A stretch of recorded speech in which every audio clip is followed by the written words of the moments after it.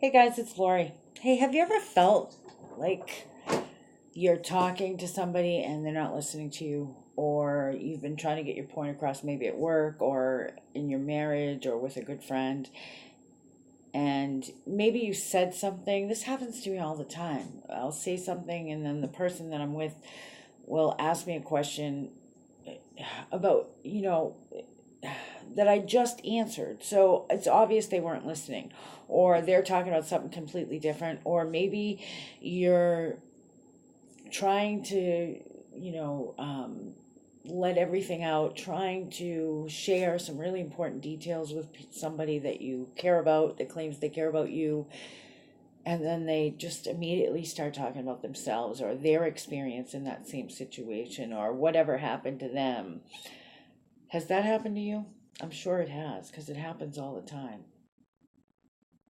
Or how about when you ask a question and you get an answer to a totally different subject? Or what if you tell somebody you need something and they just disregard it? They're like, okay, good night, or whatever. I gotta tell you, you're not crazy if you think that the majority of people out there are self centered, because right now, at least in the free world, the majority of people out there are self centered. But don't give up. Okay, don't give up. What you need to do first and foremost is, we're not supposed to be offended, right? We're not supposed to take offense. We can be righteously angered. That means if somebody attacks, our Lord or the things of our Lord, it's okay to be angry. It's never okay to pop off on somebody or hit them or start throwing insults or anything like that. But it's okay to be angry, and it's okay to be angry if somebody hurts you or your family, but it's how you react or how you respond. We shouldn't react, we should respond. So you can't really respond in anger. So what do you do? Especially if you're feeling so alone. Well, first of all, right now more than ever, time's running short. We need to find each other, whether it be online, or if you are blessed enough to have a community with people around you. There are different areas of the US and Europe and the free world. It's different areas where people seem to congregate more, where they're open, where they're awake, where they're spiritually minded, where they're eternity minded.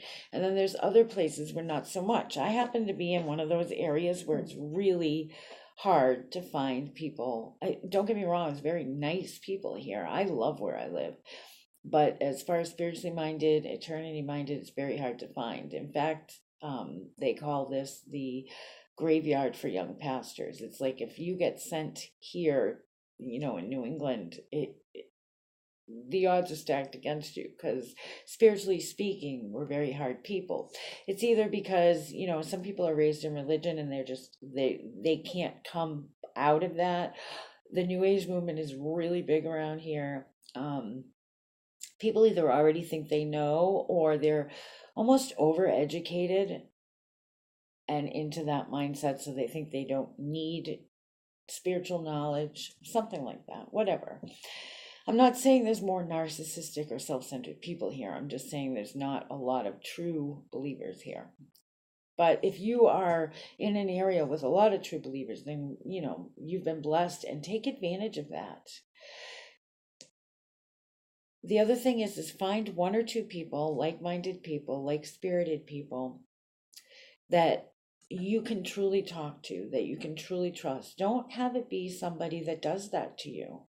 Because if they do that to you, if one or two people that you agree to talk with, to share with, is one of those people, you're going to be even more lonely than before. It's kind of like being married and not having support. It's lonelier than not being married. You know what I mean? So make sure that you have one or two people that you can truly trust, that you can share your thoughts, your dreams, your negative experiences, your fears, your doubts with.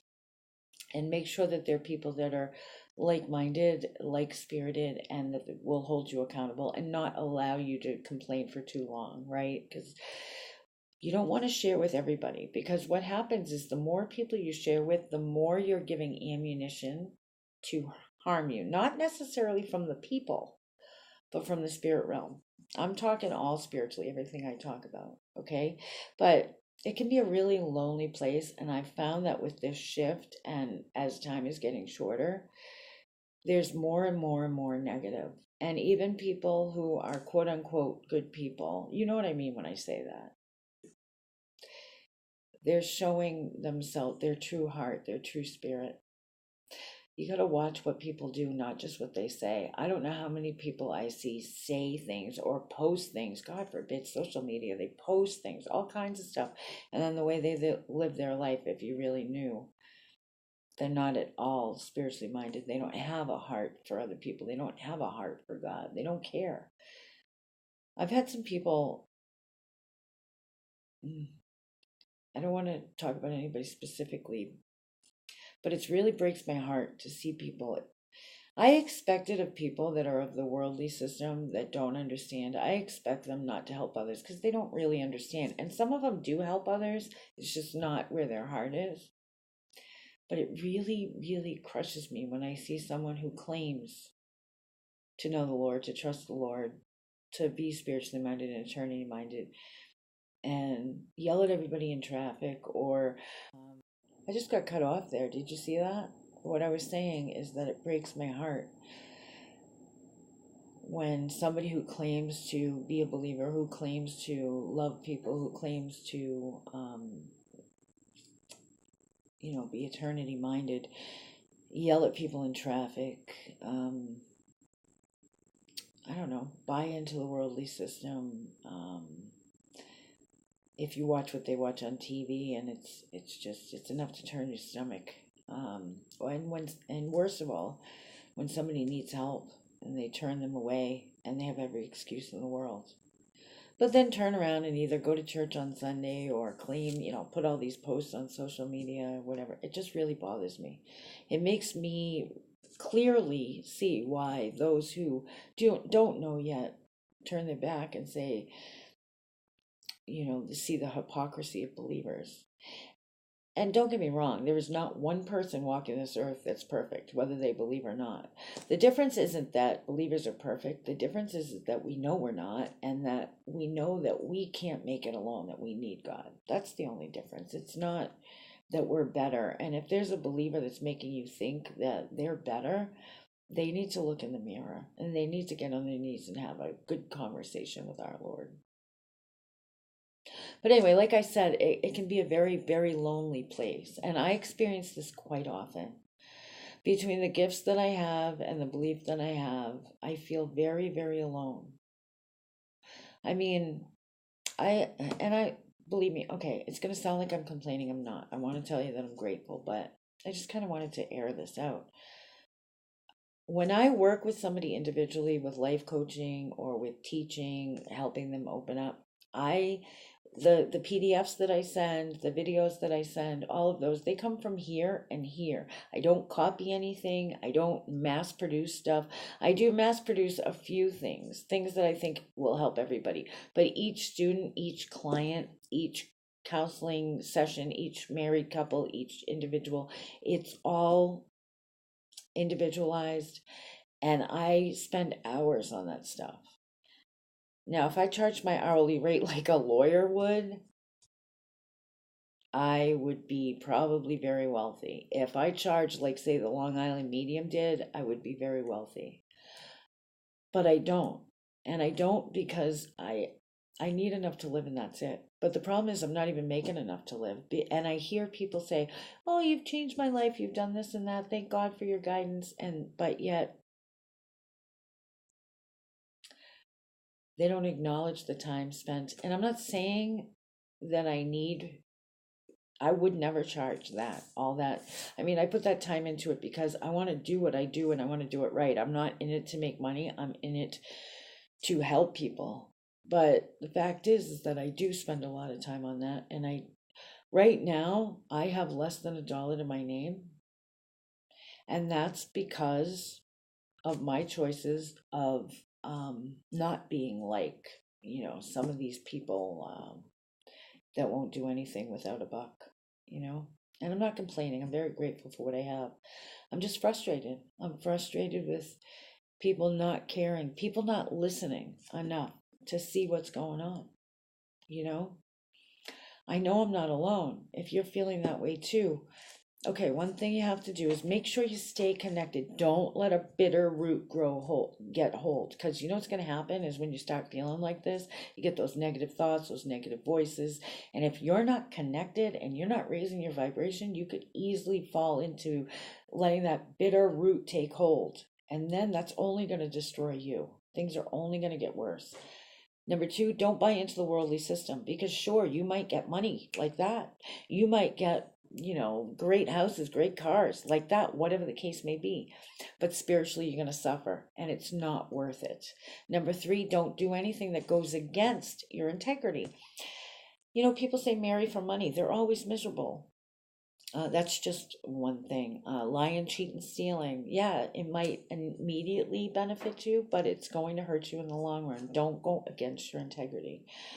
Number four, have like-minded people around you, one or two people that will support you. If you can't find that, reach out to a group like mine. Even if you can find that, reach out to a group like mine. Join something like that. Connect with other people.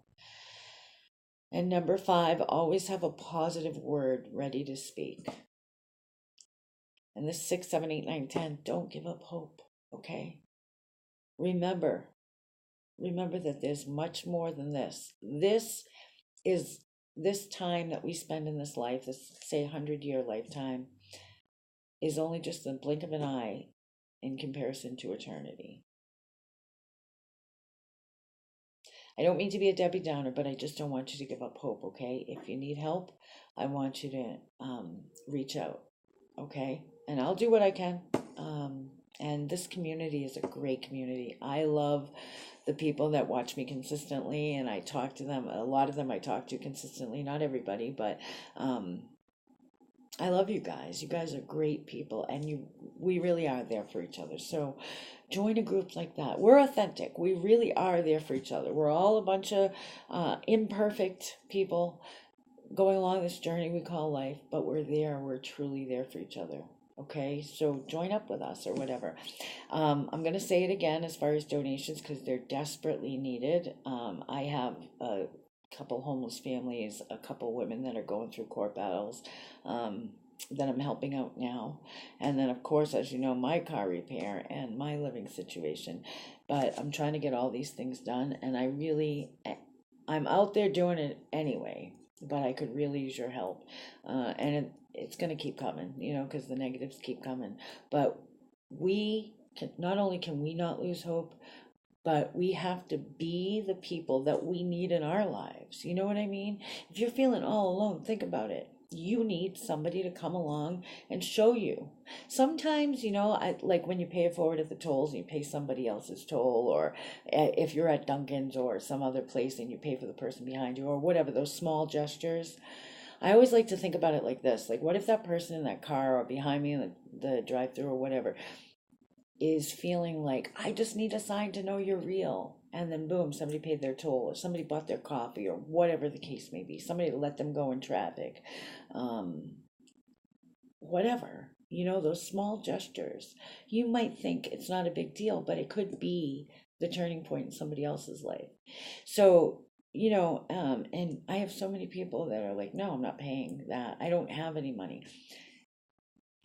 If, I don't know, I'm not going to tell you what to do, but you could change somebody's world in a very small way. So be the person that you need in your life, okay?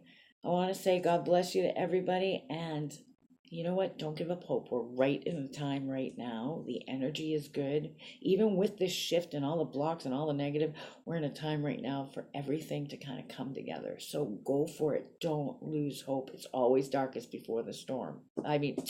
Duh. It's always darkest before the dawn. It's always darkest before you finally get what you're hoping for. Okay? So hang in there. If you need me, I'm here. If you can donate, great. If you can't, that's okay. PayPal.me/Light Insights, or you can go to the GoFundMe page, which is GoFundMe.com/please help my friend. My friend put it up there for me. Either way, it's just going to go to 2 different accounts, but either way it could help. And if you can't do either of those, but you would still like to donate, please message me.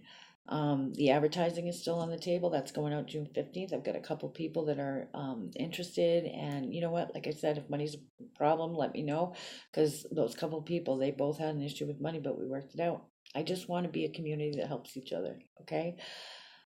I don't even know what to name this video. Don't lose hope, okay? I love you guys, and I'll see you in the next video.